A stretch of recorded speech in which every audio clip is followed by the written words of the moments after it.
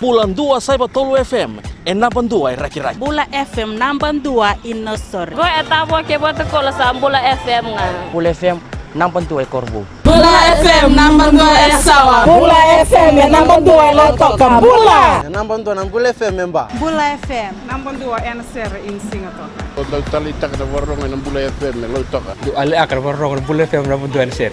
Bula FM namban 2 NSR.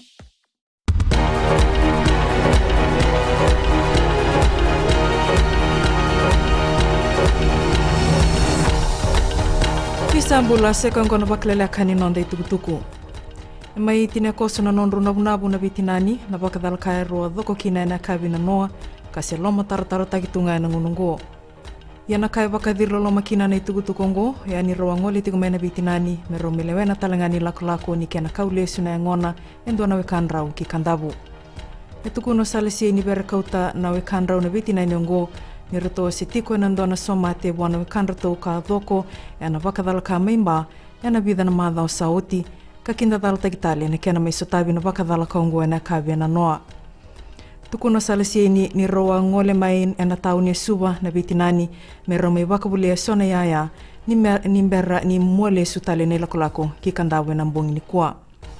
Yana unongo sa wara katiko na tambani bisa na madhala ni kena bakandi kebi na basi na disease me wana bakalisilese na matambosi ni belo kaya kebo no mamada. Endondonu me bakay dorindendai na bakandindiko ya. Etabo di tali ni kuenda na wangabu ni matin tu katabo da borenge mbani marama ni liliu ni matin tu. Na wangabu ngo na buni langi boli me malea na ropo indi wana milioni na dola. Ngoi sakaro ni wangani matin itu me boli na loma ni tolu na bula.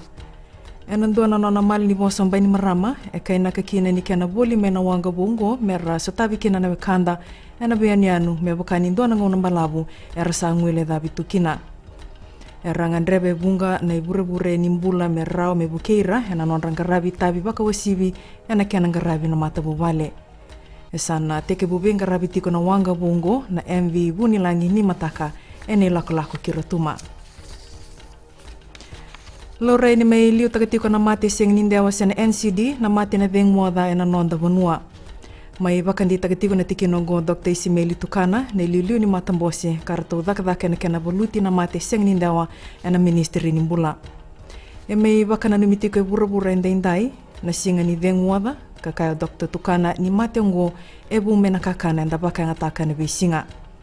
Era may baka ile tiko na nonrambula era utani ndono ndolu bitu na rau 5.5 na lenu banua na mate na dengwada na mbaki sauti. Kene gito esa daka tiko na bali bolbola ni rakabi ni na nonda banua na kena baka binakataki na nona bi maliwai kena matambosi ni rakabi burbura na IRB. Abakarita katiko na IRB ni may labeta tiko na ndona ngona leka mengo na lao ni wata tambu na kena suli na bibu ke bailabu kinna bali ni bolbola ni rakabi unioni. Amay tubo kawawa na bibu ke bailabu may na IRB na bulo January na kena luray niya siya ni bakay bola taki binagatu na tuba ni kena bakay nga taki labo. Tuko na Brett Gospa na iba kalisilisilu ni IRB ni sa luray ni may daw makatiko na bikay nga nrebi kinabal ni bolbola may bakay dora.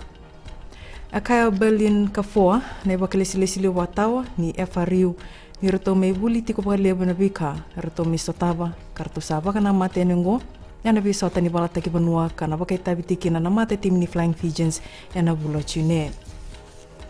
May dabe kir na baklala ka ni nonde tutuku ni baka deng binaka.